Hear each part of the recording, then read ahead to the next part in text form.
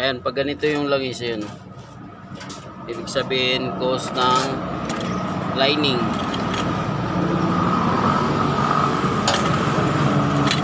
Pag nagdadrag dito, ito yung sira. Yan, lalim.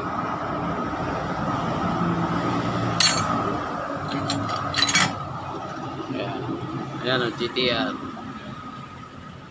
Basta mga ganito yung ano ng langis. Ayan o, sobrang itim.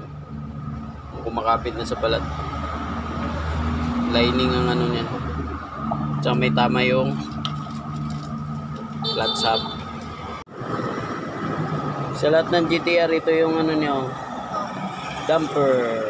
Ayan, clutch damper. Ayan, ilagay na namin. So fit siya dito sa stock. So pati yung spring, ayan o, sakto. Pinalitan na namin. Ayan. Ayan o. Yung rivets, okay din. Maganda siya ikabit. Ito na yung spring o. Ayan, yung rivets, maganda ikabit. Malambot. O, tingnan nyo ha, ito ha. Para may idea kayo.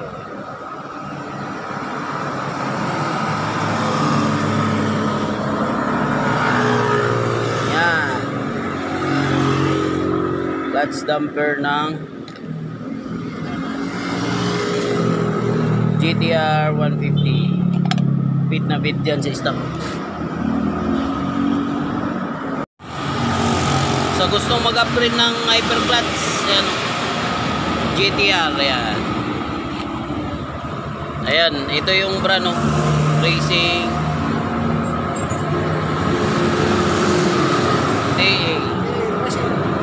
Day Racing. So yan yung brand niya.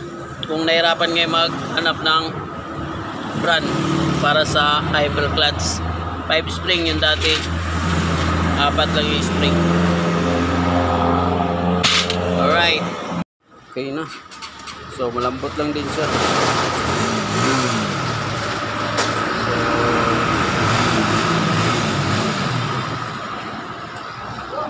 Side stand na, side stand.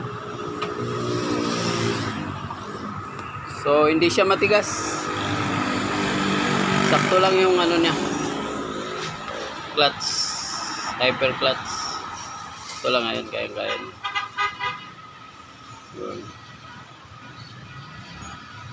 GTR 150.